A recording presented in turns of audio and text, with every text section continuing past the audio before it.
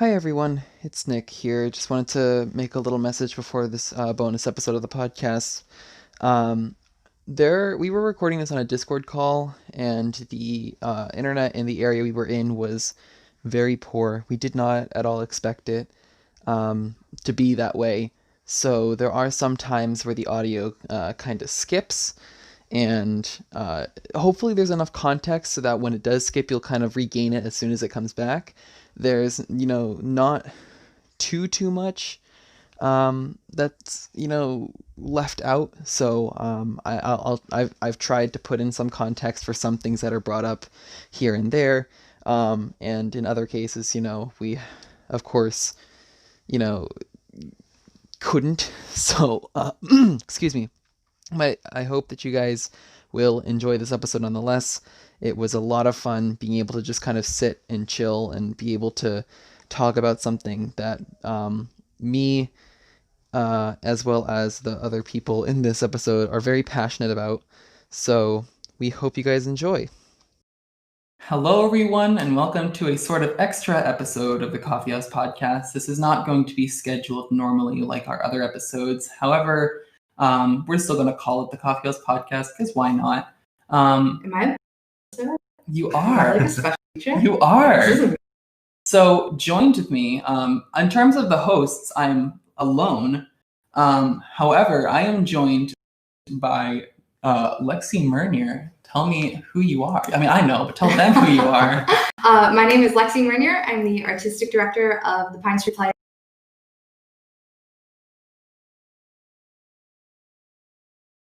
Mentor extraordinaire. Yeah, that's the fancy way of saying director. That's the proper way of saying director.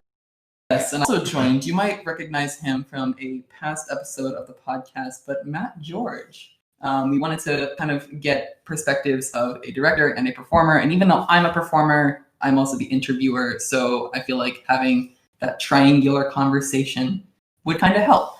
So that being said, I'm just going to get right into it. So the first question I have for you is, what made you decide to get into the directing field? And then a branch off of that, why theater and not film? Yeah, so I began as an actor. I'm still an actor. And when I started, I just started in, school plays and the usual. And at that point, it was theater over film because that is what was accessible. The school plays were plays and not little elementary school independent films. So I started with stage work, and I had never thought about directing at all. Or, I shouldn't say that because when I was in daycare and my parents used to come pick me up, I would make all of the other kids perform these little skits. I'm sure that they loved me. And I have a distinct memory of carrying a oversized Ziploc bag full of construction paper kites to daycare because we were going to do Mary Poppins, because I was obsessed with the Poppins movie. This was far before it was a stage musical, so visionary. But I was always making my friends, we would do the Spice Girl videos, and I was just always kind of directing them in that sense. But I had never thought about it as anything serious. And then in high school, during my senior year, during our spring musical, my director and mentor, who's the head of the music department, Thomas Quigley, he has since retired, but he is just the greatest theater educator of all time. I still don't really know to this day why, pulled me out of a scene and said, Lexi, can you come over here and watch this and just, make some adjustments? I was like, what the hell? But I did, and I loved it. I loved this. It was like a camera zooming out. It would, acting is so kind of small and it's you and your scene partner, but for the first time I was looking at everything as a larger stage picture. And I just thought it was so cool. But again, didn't really think anything of it. Went to school for acting. That's what my degree is in. And then I realized that because I'm an actor and because I have that language and because I have those tools, I'm really well suited to direct because I can speak with the performers in a way that they understand and I understand them, and I can kind of put myself on the other side of things and say, well, if I was in this moment, what would I need to hear, or what technique would help me? So yeah, it's kind of a marriage of the two things. I think that I enjoy directing because I have such a respect for acting, and vice versa. Yeah. All right. So that's honestly kind of interesting because I see people that are like, I just thought it was cool. You know? And they just leave it at that. I was definitely one of those people at Yeah, first. you know, it's like, it's cool. You go on a stage, you perform, it's cool, you know? Yeah. And I mean, I think all theater kids also have that thing of like, I just wanted everybody to look at me and applaud for me. I know, like, right? Yeah, that's yeah, you know, I think it starts off as that. And it's like, I want people to applaud my work. yeah, That's definitely kind me. of like bigger than yourself. Mm-hmm. And second, this is also kind of a two-parter in a sense. What does performance mean to you from the standpoint of a director when you're a director then becoming an audience member for another show, and then when you become the audience member for your own show? Oh, yeah. Okay. So it's funny because when I was in school, when I was in college, one of my professors was like, you are not going to be able to enjoy theater basically like for the entire time you're in school because you're getting hit with so much technique and analysis that anytime you go see a show, it's just going to be these like you're going to be dissecting it, and your brain is just going to be in that space, and that's never really gone away. It's really, really hard for me to sit down. A show has to be really fantastic for me to kind of like take off my director hat, just because I it's my whole life. It's my career. But when it is, it's like magical. Like if a show is able to just take me into their world without me being like, oh, that was a weird choice, or like, oh, that was such a good choice, I wonder how that played out, and I wonder what meeting they had to like figure that out. If I'm not in my head, it's a really, really good show. I think it's probably similar to like if a chef goes out to eat at another restaurant. Yeah. Like you're just trying to enjoy the meal, but you're kind of like, oh, what is that season? Or like, oh, that's not how I would have prepared that. Yeah. Yeah. But I mean, for me, it just means that when a show is great, it's like really great if I can sit and enjoy it. It's I actually kind of understand what you mean, because like here we do learn like a lot of really top-notch techniques and things like that. So like sometimes I'll like be at home and be like, maybe I'll just watch a musical or something, and then find myself just getting kind of annoyed halfway through, being like, okay, this isn't the same as it usually is. The theater kid thing too, because like when you're at this high school and you go to see another school's play, you're like, oh, my director would not have liked that one.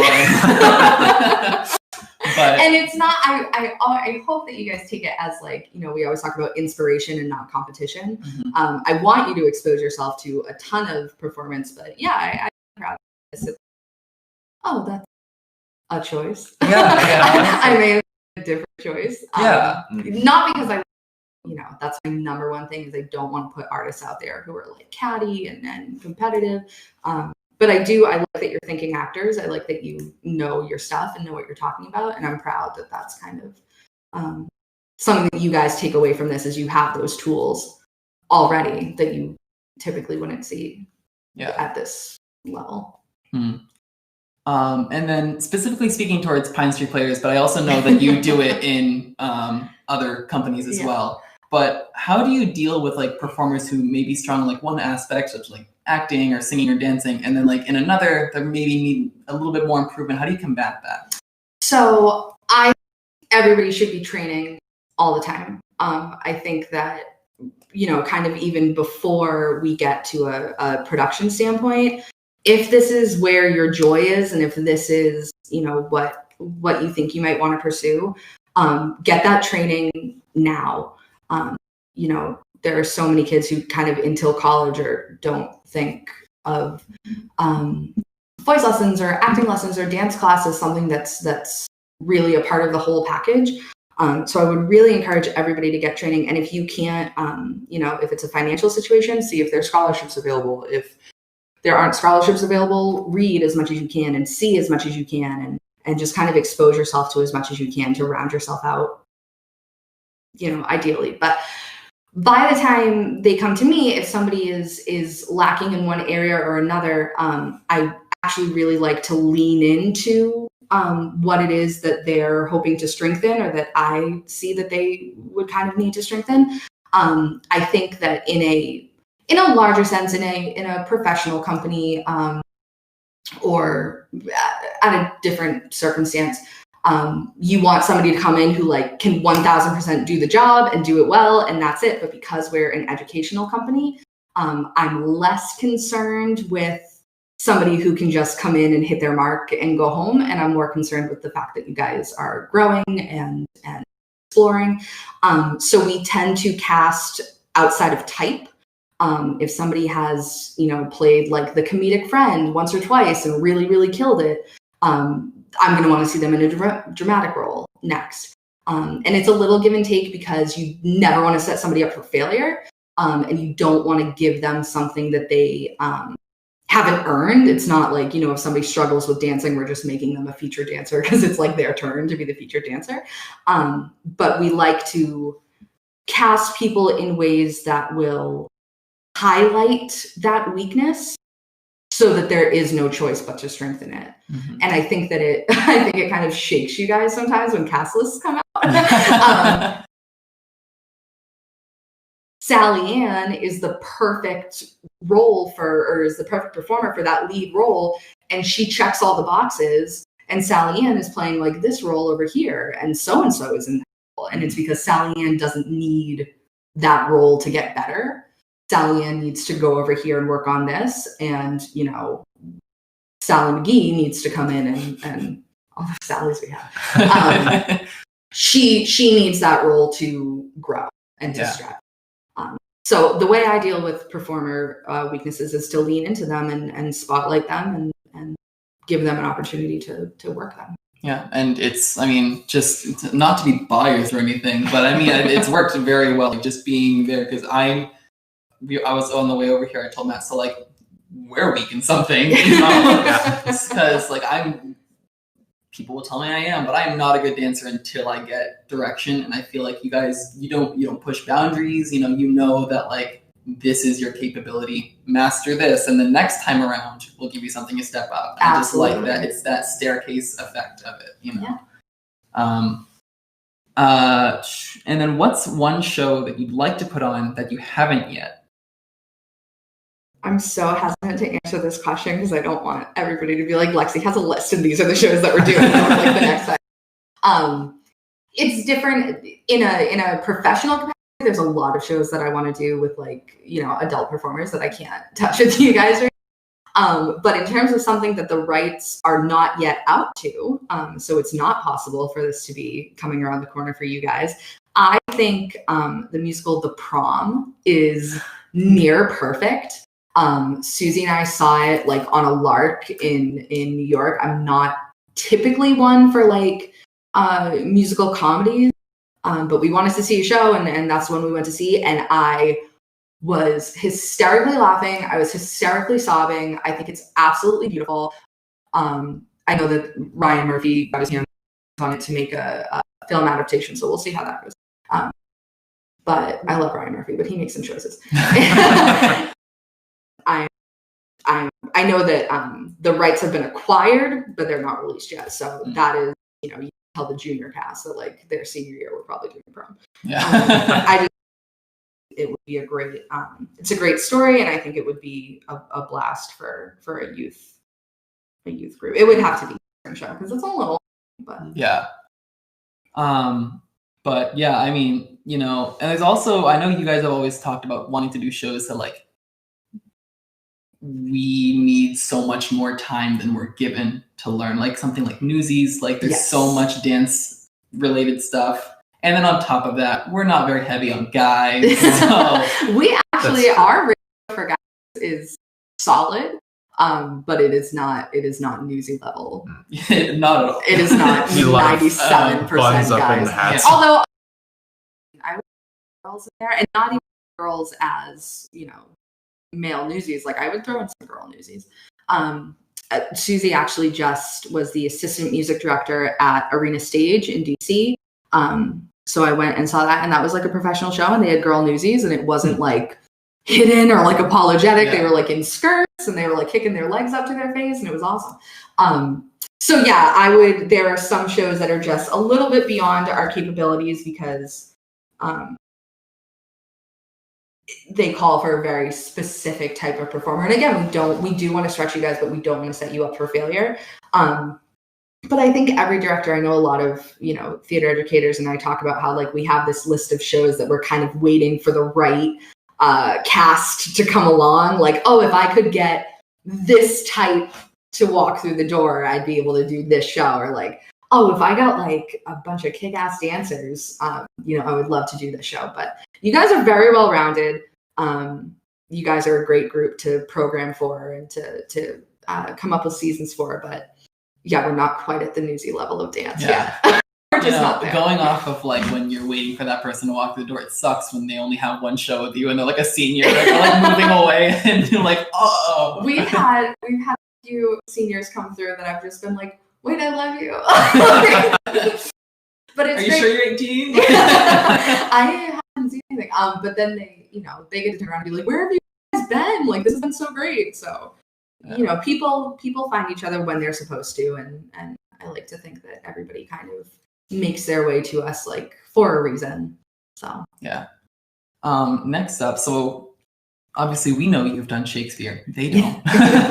And just for you guys' information, Matt was in our performance of Romeo and Juliet. My Romeo. Nick was Juliet. Yeah, I know. I wish. It was very progressive. But how do you bring new life to old writing? How do you? Because I know you modernize. We did. The show. I think that the first time we did Shakespeare, I wanted to do Romeo and Juliet, and I knew that the first time we did Romeo and Juliet, I wanted to set it in a modern setting, keeping the original text, because I think it is so important for young performers to get over that hurdle of Shakespeare being inaccessible, or Shakespeare being something that like you kind of drudge through in English class and it's not for you, or you don't get it yet, or it's older than you or beyond you, because it's not at all. I'm thrilled that Shakespeare is taught in schools, but that's not what it was written to do. And I saw something somewhere that was like Shakespeare would be rolling in his grave if he knew that a bunch of teenagers had like their heads buried in his book in a classroom, and that was their only exposure to it, because it's just so not what it is meant to be, and you miss so much kind of getting introduced to it in that capacity. So I'm rambling. What was your question? How do you bring like new life to old? How do you take that old English and everything and make something brand new? Yeah. So I think I just want you guys to understand and to have the experience of all of the themes of Shakespeare, all of the heightened stakes, all of the everything that makes it feel so lofty is the basis for all of the shows that you guys are already performing, and the ones that like you do feel are accessible and you do feel are right there. And there are all of these emotions and these themes that like you deal with in your life, especially as teenagers, with like these big feelings that are just kind of like coming down the pike day after day. So I think it's really important to boil down the text to first, I mean, obviously it kind of goes without saying, you have to understand what you're saying. You can't just like rattle off Shakespeare and not understand the meaning behind the words. And then once you do that, you can just marry it to a situation that is modern, that is more accessible. And there's definitely, I would love to see a stop to this idea of like, who can come up with like the zaniest Shakespeare idea? So like, we're going to set it like on the moon. Like, you just want to do something different than like the company down the street. But Shakespeare is so gorgeous on its own, and it really stands on its own. And I would love to see a trend of like, what we're going to do with Shakespeare that would be so edgy and so cool? We're just going to do it. Like, we're just going to do it as it's written. And that's going to make us like so different. I would love that. But the reason why I modernized,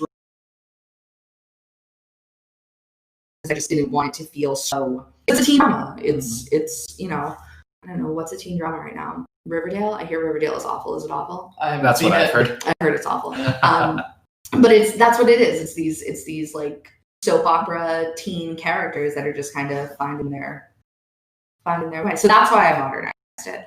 But I think to modernize it, you just have to identify the theme and figure out a present day content.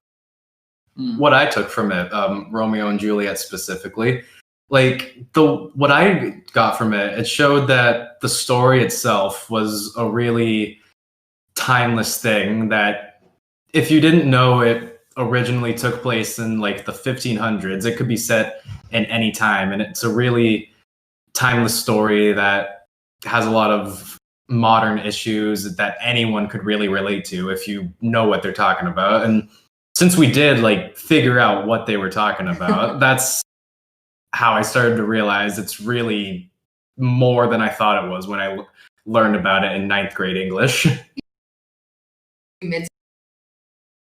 A grasp on that language, and it'll be so much easier. You know, when you read the midsummer monologues, the audition monologues, you'll be able to speak that language, you know, a bit better than you did with Romeo and Juliet, and then we'll just keep progressing from there. And for a little context, speaking of Midsummer, that is the early 2021, the winter of 2021. Yes, that will be around Valentine's Day this coming year. Yeah. So hopefully we can be out of these masks, but we'll see. Yeah, we'll see. Maybe we could fit Corona into it to make it more different. We're so different. We're so edgy. Very, very poetic. Yeah. So I know you touched upon this lightly earlier, but you know, what do you look for most in an actor? You know, in the educational sense and also in professionalism. You know. I love passion. I love people who enjoy this so much. You know, in a professional capacity, it's a job, but you need to keep the joy in it, and you need to keep kind of a focus on why you started and why you're doing it. And then with you guys, where it's not a job, I hope you are keeping the joy in it. Or, you know, you can go do underwater basket weaving or something else that you would rather be doing. But I love people who love the craft. I love people who want to understand the how and the why of everything. I think that analysis is so fascinating, and I think that exploring all these different techniques and, you know, learning from all these different masters who have kind of had their own approach. I love somebody who wants to kind of play in that sandbox with all of those different tools. And then in terms of like watching a professional, like who do I enjoy? Who do I gravitate towards? I like people who you can't anticipate their next move. It's all so natural that it just feels like you're truly watching this moment to moment truth. I don't like when you can kind of see an actor thinking one step ahead of themselves. I like people who can really stay in the moment, which is the ideal. I mean, it's a silly thing to say. I like people who are good at acting. But I think that's really what it comes down to. I think if a performer is losing themselves in a character, I can lose myself in their character.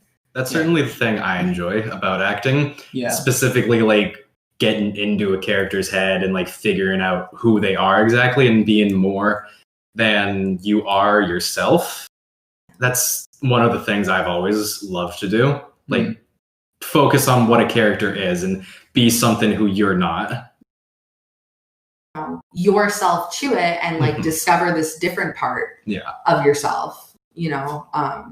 That's something I did for back in Romeo and Juliet. Like since like I was around the same age as the character was, it was easy to like figure out. Yeah, exactly. I feel like it's even more interesting to see it, you know, to see it instead of do it, because when you're kind of like moving with the show, it's like when you know that you're watching something good when you like or start crying or start screaming or start laughing. Like when you do that and you're like, it's almost like you're watching this happen. You want to intervene, but you can't because it's a show. Absolutely. Yeah. Absolutely. And you know, I think it's also interesting seeing like when you're watching it and you're like, oh, obviously the director did this, but in all actuality, like the director just said, you walk over here, you do this. It was, you know, the performer tapping into their character and kind of realizing where their stance is, you know, their speed, the way they walk, the way they move, the way they speak. Everything is completely planned out by themselves, you know? Yeah. So you have to put the work in during the rehearsal process so that you can let go of the work for performances. If you're still doing that work while you're on stage, you're not in it. So all of the work, all of the planning and the thinking has to come earlier. You got to kind of like dig in from the very beginning so that you can let go of it and just live that truth. I've had that problem before, like being on stage and then being like, oh, this is something new, and just kind of getting out of it for a second before getting back in, just being like, wait a minute, I haven't done this before. And then I realized, oh, I'm in a show right now. I gotta focus. And the more experience you get, those moments are so fun on stage. Those are my favorite moments as an actor, where I'm like, I'm surprising myself. Like, these are new, and you don't want to do anything that's going to like throw your scene partner. I didn't want to start like having a mental breakdown in the middle of a scene and hysterically crying, and they weren't prepared for that. But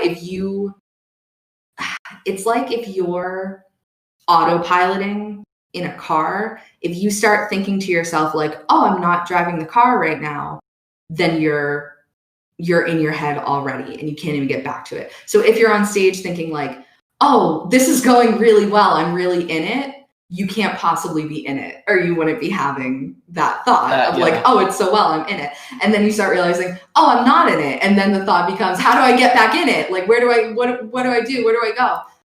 And the answer is always your scene partner. That's where you go if you're not in it. But those moments where you kind of surprise yourself, if you can just take them as truth and like roll with them, they're the magic. That's when you're discovering new things. You know, I feel like there are some people listening that are like, I want to get into acting, and then they're hearing everything we say, and they're like, it's so hard. But really, like, I feel like it just happens. Like, it's like, it's almost like, you know, you're given that incentive, but at the end of the day, it's all you know. I can see how it could be intimidating to some people, though. Yeah. We'll give it to you in baby steps. Yeah. We'll walk you through it, I promise. Well, that's something I like about PSP specifically. Like, not to advertise, be like, hey, join PSP. But one thing I do like about here, it is you do teach things in a really good way. Like, I'd come in, not really know much, but then by the time we get out, I'd be like, wow, I really learned a whole lot of stuff here. And that's something I like, but it's not in an overwhelming way. Exactly. They don't pour it on you. They make sure. It's not like I'm in school and being like, okay, here's all of this, remember it, you'll be quizzed next rehearsal. Right. I also can't give you guys a like full beautiful theater education, because like it's not college and I don't have you, 5 days a week for like, 3 hours at a time.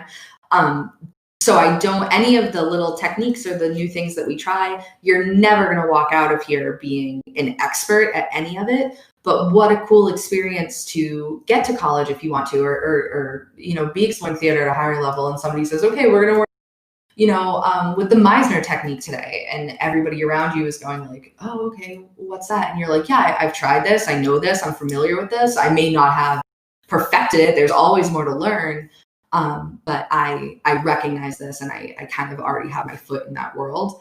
I think it's a shame that people kind of look at youth theater and go, oh my gosh, they got on stage and they said all their lines and I could hear them, and how darling. Like, you guys are capable of so much more than that.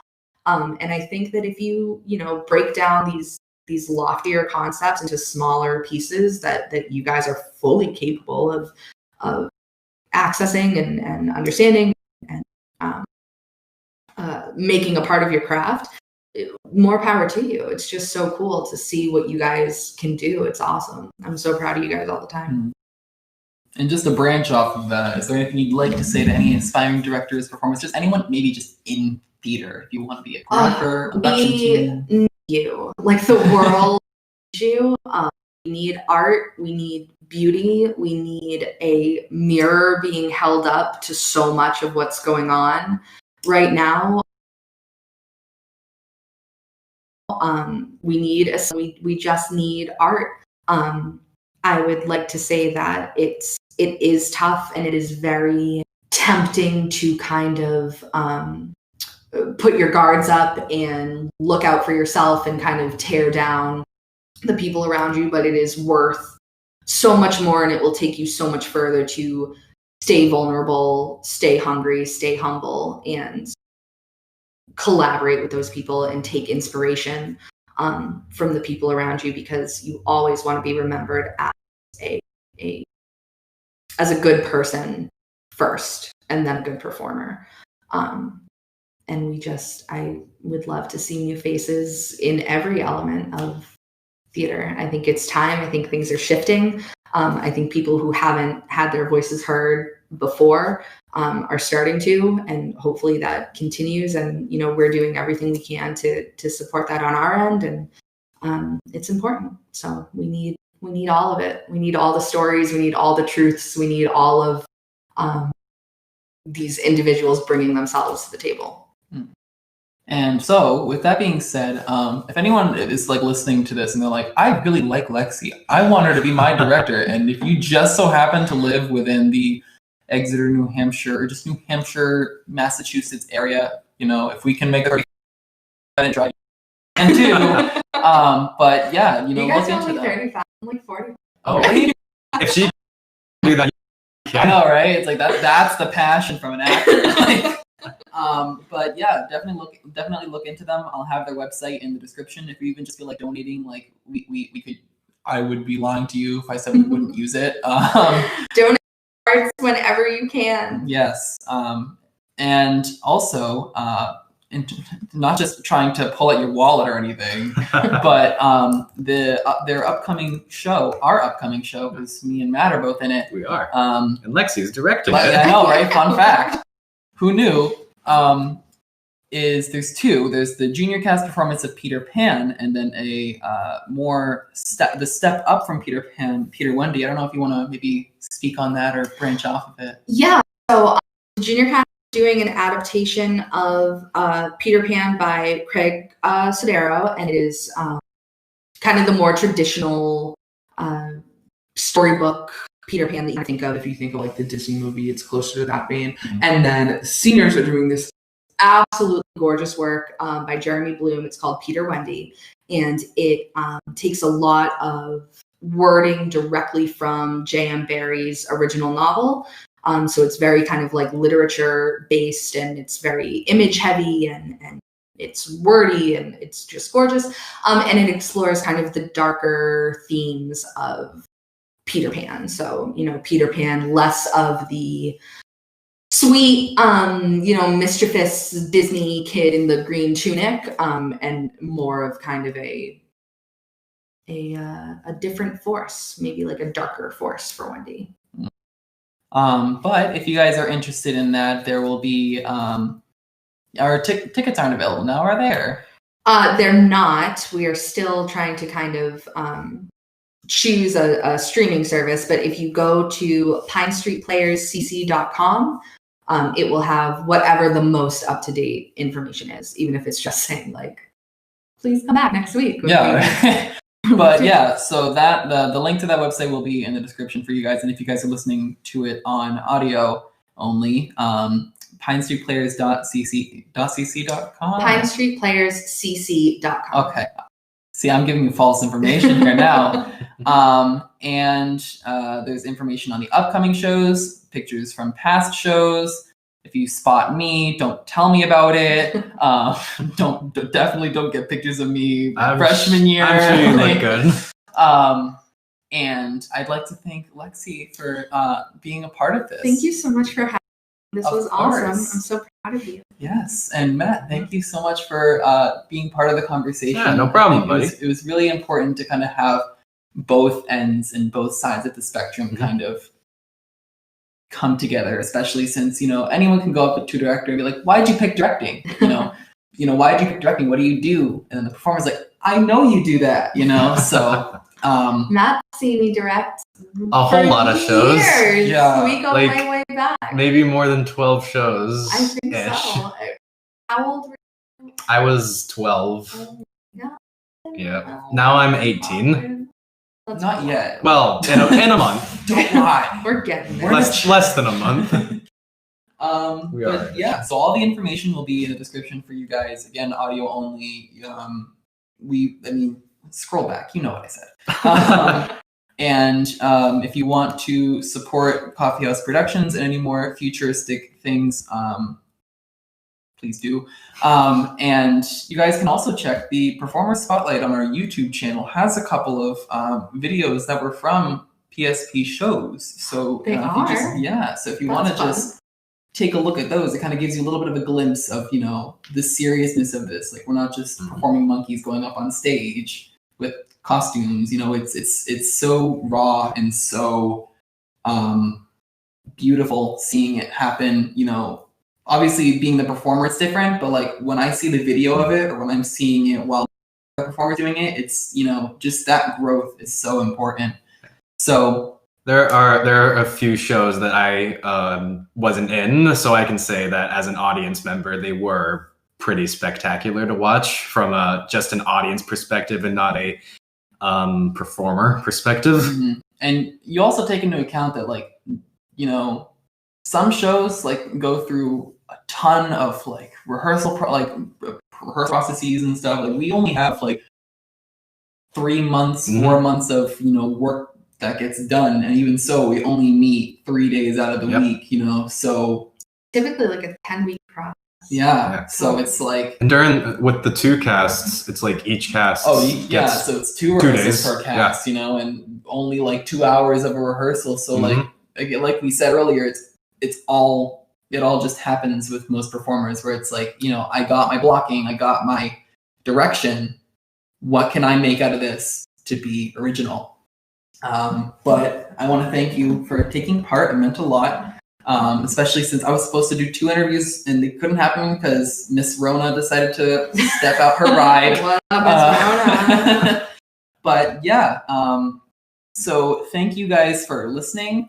Thank you again for being here. And we hope you will come again soon. Thank you very much.